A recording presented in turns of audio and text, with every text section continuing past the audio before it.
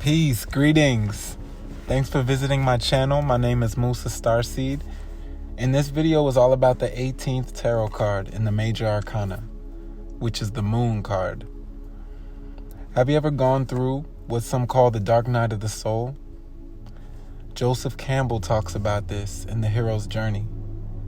In a novel, in a film, or in a story, this is the lowest part of the experience for the protagonist. In the Major Arcana, it's the moment where all hope from the previous card, the Star, is lost. And the Fool finds himself alone face to face with his or her own shadows. You know, most people, when they get to this position, it's scary. You know, they want to run. They want to hide from the phantoms, whether they're real or imagined. But the wisdom and the major theme of the Moon card is to remind us that the only way out of the darkness is through the darkness to the light. When we face the boogeyman, when we face what hides in the dark, then it no longer has power over us. This is precisely why the next card in the tarot is the Sun card, which is considered one of the most positive and fortunate cards in the deck. So the Moon card tells us that you can't truly get to the sun without facing your own darkness. So let's get into this Moon card and see why it gets the dark reputation it has. So what we're going to talk about is the Moon card's position in the Fool's journey. We're going to talk about the Moon card's symbolism in various decks. We're going to talk about the Moon card's path in the Tree of Life. And then finally, we'll talk about how to interpret the Moon card when it comes up in divination. Now let's remember what the Major Arcana is so that we can navigate where we are when we get to the Moon card. Arcana means mysteries or secrets, right? The cards of the Major Arcana are reflecting the universal archetypes that we all go through along our journey.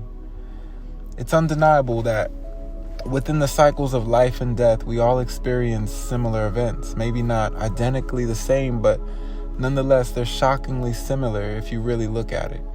This is the essence of what an archetype is when it comes to the Major Arcana in the tarot. We all have thresholds of initiation moments in our life. We all have achievements, whether great or small, in our life. We all have setbacks and lows.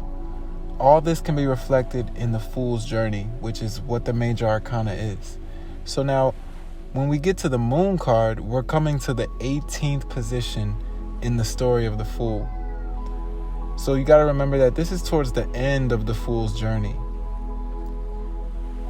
The only cards left after this are the Sun, Judgment, and the World card until we return back to the Fool card to complete the cycle. You see, so the Fool has already experienced so much on his or her journey up to this point, and the threshold to begin the cycle anew is on the horizon when we get to the Moon card. But you know, the darkest part of the night is always before the dawn, right? That's what it feels like to be at the position of the Moon card. Think of it like a video game. Like, this is the part where there's only one more boss to beat before you win the game. Or maybe you're taking a hike and this is the last valley that you have to cross before you get to the end of the hike, you know? Of course, if you've prepared yourself along your journey before the Moon position, then you will have the tools and you'll have the courage to navigate these dark spaces. But if you haven't prepared yourself, you'll quickly come to realize what fear is. And one can become very overwhelmed with the Moon card if they're not prepared for this part of the journey. So think about it like this. Think about a time in your life when you knew that this was the last demon to face or the last fear to overcome.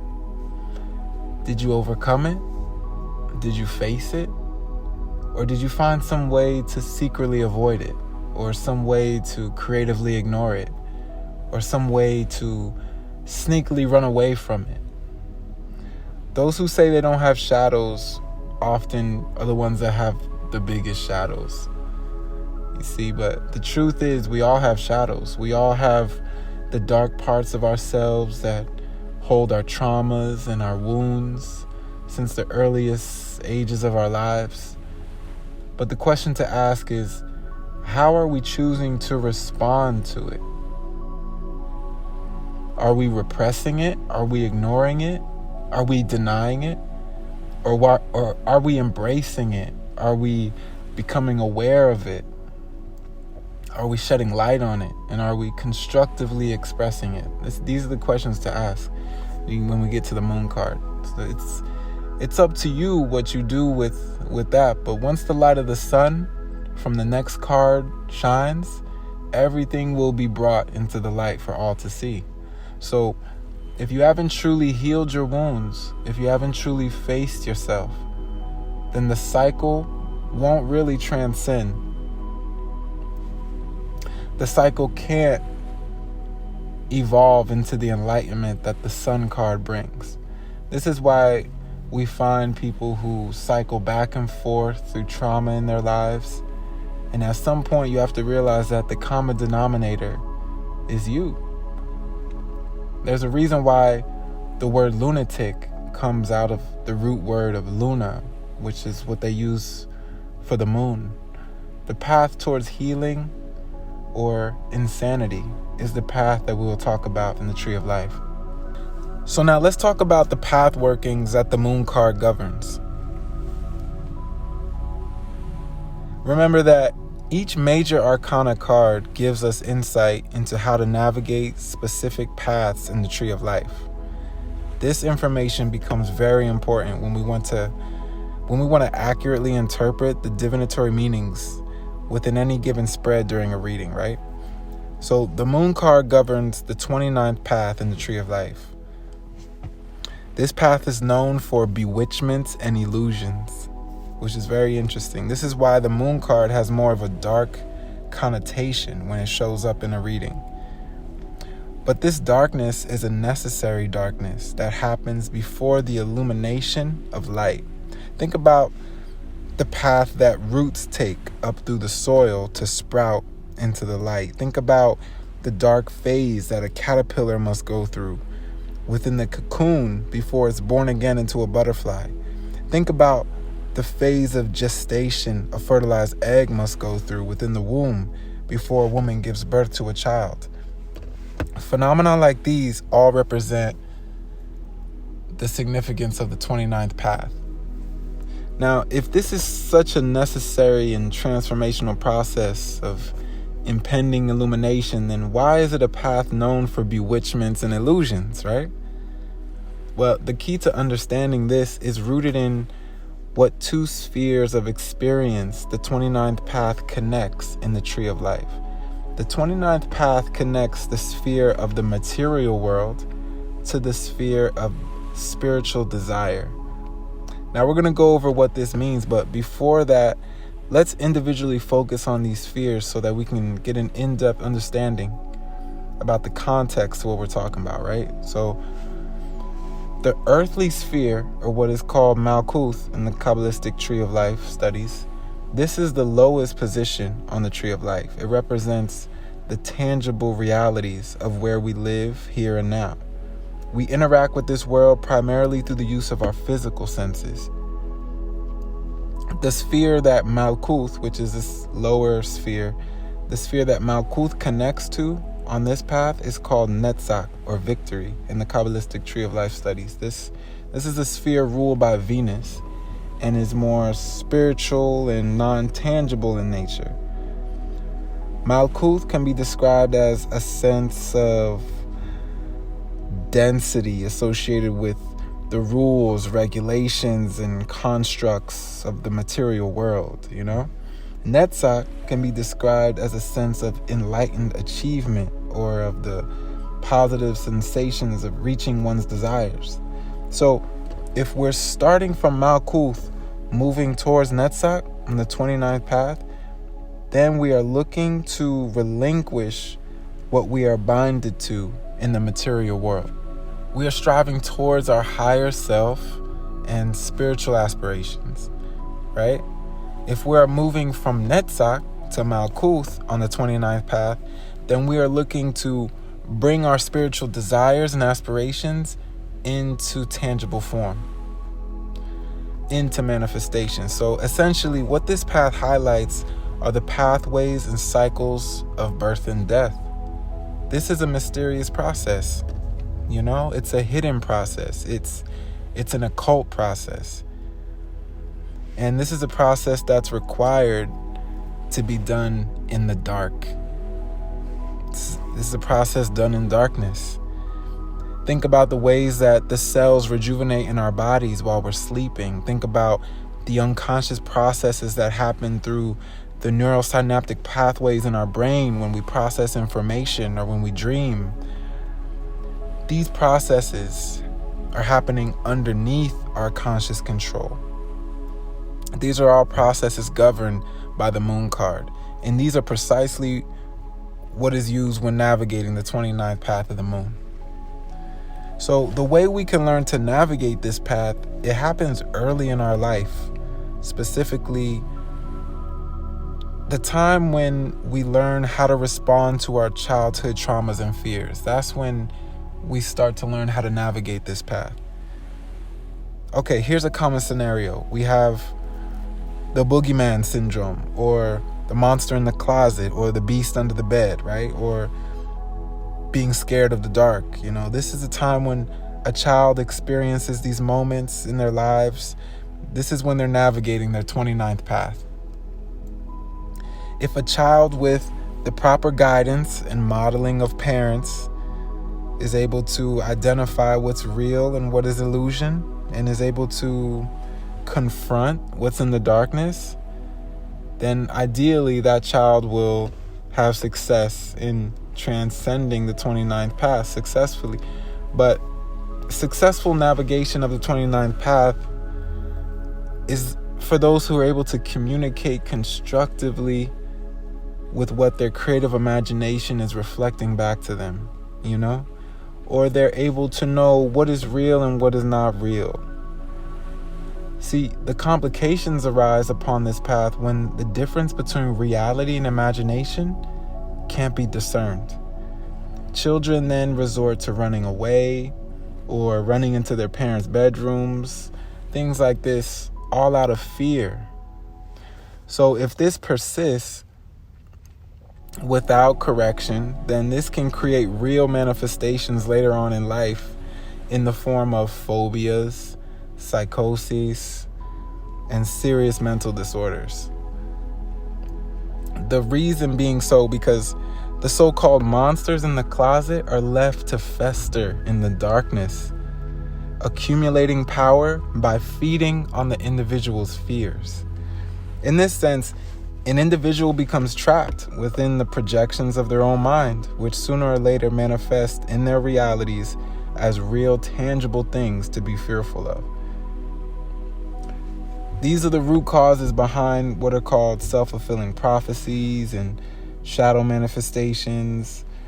You see, shadow manifestations are undesired patterns and cycles that we continuously find ourselves in, right? If we are able to become aware of these patterns, then we have the opportunity to confront the root causes so that we can truly be liberated from the conditioning and undesirable programming of our unconscious minds. So now let's get into the major symbolism associated with the moon card so that we know what the images in this card are intending to communicate with us.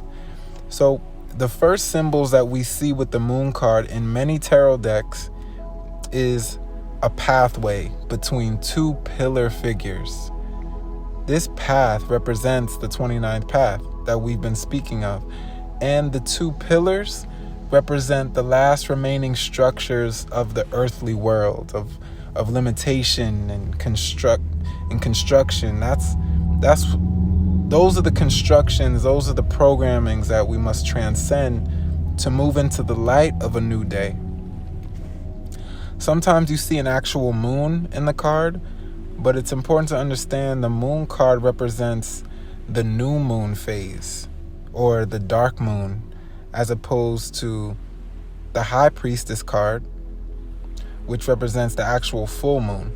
The moon card is associated with jet black darkness and is commonly known to represent that auspicious hour of 12 a.m., the darkest hour, right? Now, guarding this path are usually two different kinds of figures that have roots in Kemetic mythology or Egyptian mythology. One is Anubis, who is said to be the guardian of spirits through the underworld, or some cards have dogs and wolves guarding the path to represent the dogs that would hang out around the tombs in ancient Kemet, in ancient Egypt. It's no coincidence that Anubis, the Egyptian deity of the underworld, Anubis has a dog-shaped head. So the moon card usually represents this being guided through the darkness, being guided through the underworld in a sense. The moon card usually has water in it to represent the Pisces association to this card. The water represents the distortions that we can perceive when looking at an image through water. Things can become distorted. Along the center of the path, some cards show a crustacean-like figure, or a lobster, or a crab in some cases. Sometimes it's a beetle. And these ancient creatures that come from the depths, that come from Earth, they represent our lower mind. It's connected to the cerebellum. This is the reptilian brain.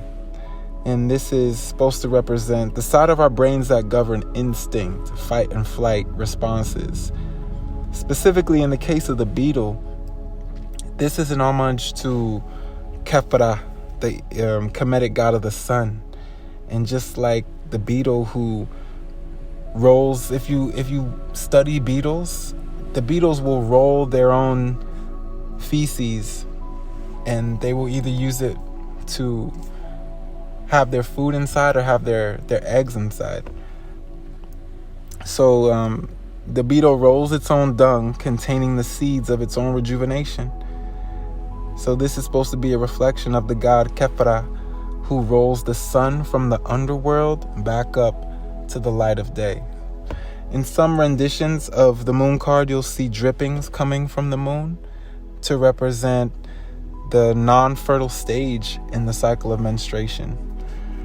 These are the major symbolisms associated with the moon card. Finally, let's get into the divination aspects of the moon card. If the moon card comes up in a reading, it tinges the reading with an element of the subterranean activity. Something is going on behind the scenes, outside of our conscious awareness. We can look to our childhood for this. We can look to our traumas, our fears to find out what's going on. But until we bring whatever it is that's in the darkness to the light, we can expect to cycle through whatever events are going on. So the moon card also represents the last bit of darkness before a final breakthrough. If the moon card comes up, we must be wary of our conscious mind, because usually what we perceive with our eyes, more often than not, is greatly distorted. We have to activate our sacred senses. We have to close our eyes and allow our sacred senses to become amplified and powerful. We have to shine the light of illumination and understanding within, so that we're able to properly navigate whatever it is we're perceiving. You see, so the moon card casts shadows on the cards that it's near. And the moon card must be deciphered with the utmost scrutiny, discernment, and objectivity. That's very important. The moon card represents a path to illumination that must be taken with bravery and courage. And it reminds us that The phantoms we may be perceiving in our reality are only the projections of our own mind. So that concludes our understanding of the moon card. I hope this helps you in deciphering and interpreting what it means when it comes up in a reading. And stay tuned for the next card in our series of the Major Arcana. And thanks for tuning in.